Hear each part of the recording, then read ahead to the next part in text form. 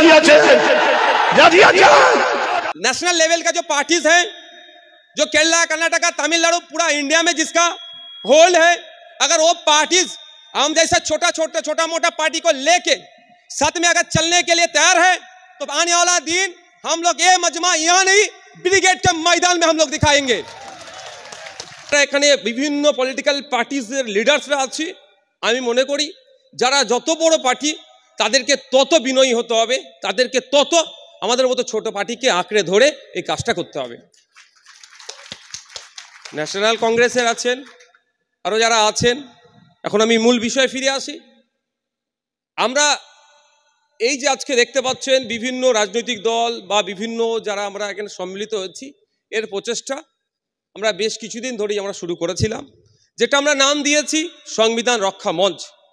তাদের একটা উদ্দেশ্য আমরা নিয়েছিলাম যে প্রথম আমাদের ছিল যেটা যে ওয়াকফ সংশোধনী আইন যেভাবে শুধু সংখ্যার জোর দেখিয়ে কেন্দ্র সরকার নিয়ে আসলো, তার কেন্দ্র সরকারের নিয়ে আসা বিলের বিরুদ্ধে যেভাবে লোকসভা এবং রাজ্যসভাতে বিরোধী দলের এমপিদের নিয়ে আসা যুক্তির কাছে তারা কিন্তু নাস্তে নাবুদ হয়েছিল, তারা উত্তর দিতে পারেনি। কিন্তু শুধুমাত্র সংখ্যার জোর দেখিয়ে সেটাকে বিল থেকে আইনে পরিণত করেছে। তার বিরুদ্ধে আমাদেরকে ঐক্যবদ্ধ লড়াই করতে হবে। আমি যেটা বলছিলাম, কি বলছিলাম সব ভুলে গেলাম তো। হ্যাঁ,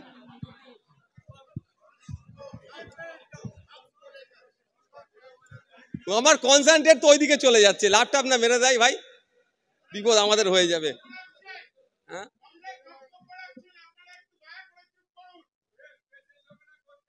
আচ্ছা আচ্ছা আচ্ছা আচ্ছা,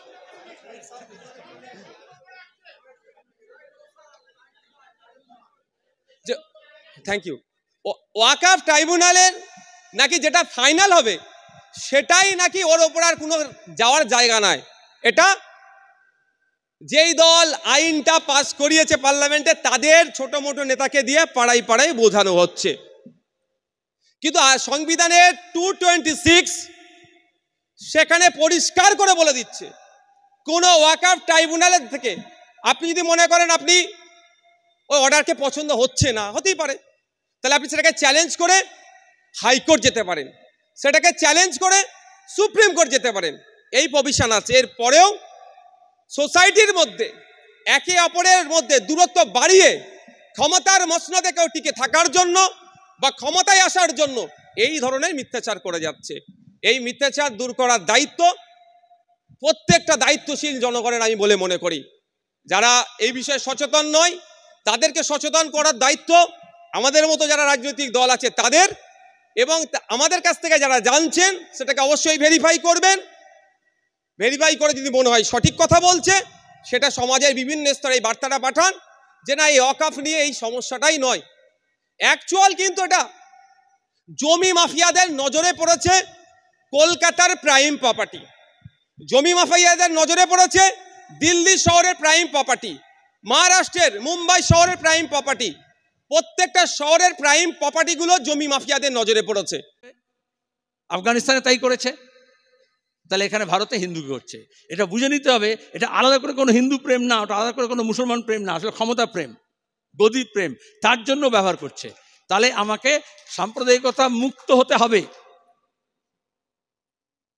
যা আমার জন্য ভালো তা তোমার জন্য ভালো, যা তোমার জন্য খারাপ তা আমার জন্য খারাপ, এই দৃষ্টিটা নিতে হবে। এইখানে দাঁড়িয়ে এই যে একটা ফাসিস্ট একটা চেহারা নেওয়ার চেষ্টা করছে, তার চরিত্র ফুটে উঠছে। বিরোধী কোনো কথা বলা যাবে না, লেখা যাবে না, প্রশ্ন করা যাবে না, ফেসবুকে পোস্ট করা যাবে না, মিথ্যাচার হবে, ফেক নিউজ হবে, গুজব হবে, দাঙ্গার পরিস্থিতি তৈরি হবে। কিন্তু দাঁড়িয়ে তুমি প্রশ্ন করতে পারবে না, হক কথা সোচ্চারে বলতে পারবে না। তাহলে তোমার যে গণতান্ত্রিক অধিকার আছে তার উপর আক্রমণ হচ্ছে, গোটা দেশে হচ্ছে, আমাদের রাজ্যে হচ্ছে। ওয়াকফ নিয়ে আমি কেন বলবো না এটা ভুল এবং তার জন্য আমাকে লড়াই করতে হবে? মুখ্যমন্ত্রী কেন বলবেন? মুর্শিদাবাদে গিয়ে বলেছেন, ওখানে গেছিলেন, দাঙ্গার পরে দাঙ্গা হয়েছে, ঘটনা হয়েছে, হাঙ্গামা হয়েছে, সেখানে গিয়ে কথা বলা, কিন্তু বললেন আমি বলবো ওয়াকফ নিয়ে যা বলার, তোমরা সব চুপ, কেউ কোনো কথা বলবে না। কত অপদার্থ সব সামনে বসেছিল যে মুখ্যমন্ত্রী যখন বলছিলেন যাদেরকে ডেকে নিয়ে আসা হয়েছিল তাদের মধ্যে একজনের সাহস হলো না যে ম্যাডাম আপনি চুপ করুন, আমার বলার অধিকার আছে, আমার সংবিধান আমাকে হক দিয়েছে। আচ্ছা, আমার তো মহা মুশকিল, দিল্লিতে যদি বেশি কিছু বলে পাকিস্তানে চলে যাও, এখানে যদি বেশি কিছু বলে দিল্লি চলে যাও, হ্যাঁ, আবার অমিত শাহ এসছে বলে বাংলাদেশ চলে যাও, প্রতিদিন হচ্ছে। এই আদারিং করার জন্যই পরিযায়ী শ্রমিক আমাদের বাংলার যারা খেটে এখানে কারখানা পাচ্ছে না, কাজ করছে না, তারা যাচ্ছে উড়িষ্যায় বলুন, আহমেদাবাদে বলুন, গুজরাটে বলুন, কর্ণাটকায় বলুন, তোমার কি রাজস্থানে বলুন, দিল্লিতে বলুন, হরিয়ানায় বলুন, আজকে তাদের উপর আক্রমণ হচ্ছে।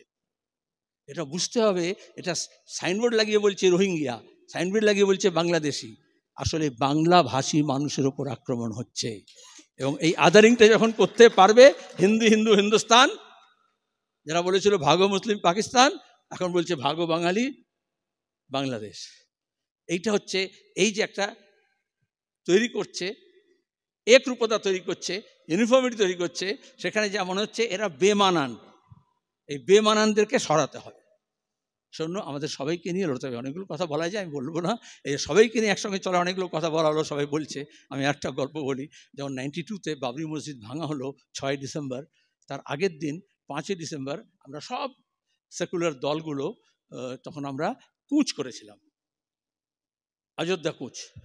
ভিপি সিং, মুলায়ম সিং যাদব, এবি বর্ধন সব ছিলেন, সব দলের।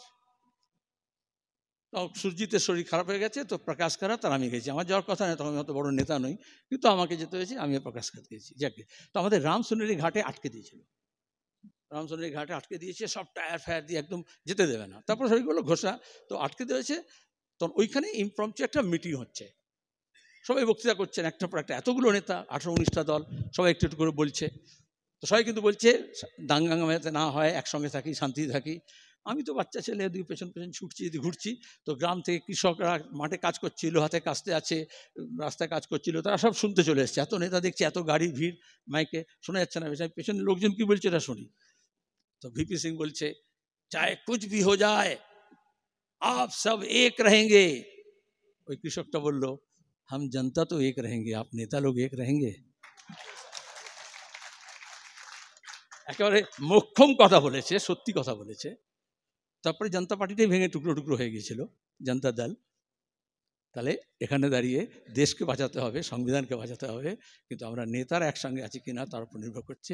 আগে জনতারা কিন্তু একসঙ্গে থাকতে চাইছে বলেই মুর্শিদাবাদে ঘটনা হোক, এই রামনবমী, হনুমান জয়ন্তী, এই সামনে বকরিদ আসছে, কুরবানি আসছে, প্রতিদিন 2026-এর নির্বাচনের আগে শাসক দলগুলোর চেষ্টা হচ্ছে কিভাবে ধর্মের নামে এখানে রাজ্যে দাঙ্গা হাঙ্গামা লাগানো যায়, আর যত না দাঙ্গা হবে তার থেকে বেশি বিভাজন হবে, যাতে মগজের মধ্যে ঘৃণা ঢোকানো যায় একে অপরের।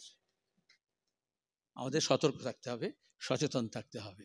আর আমরা যদি মানুষকে বলি এক কাট্টা হও, তাহলে আমাদের মরাল অধিকার থাকবে না বলার, নৈতিক অধিকার থাকবে না, যদি আমরা একসঙ্গে না থাকি। আমাদের একসঙ্গে হতে হবে, ব্যাপকতম ঐক্য গড়ে তুলতে হবে, সে কাজ আমরা করব। এই শপথ নিয়ে আপনাদের সবাইকে ধন্যবাদ জানিয়ে শেষ করছি।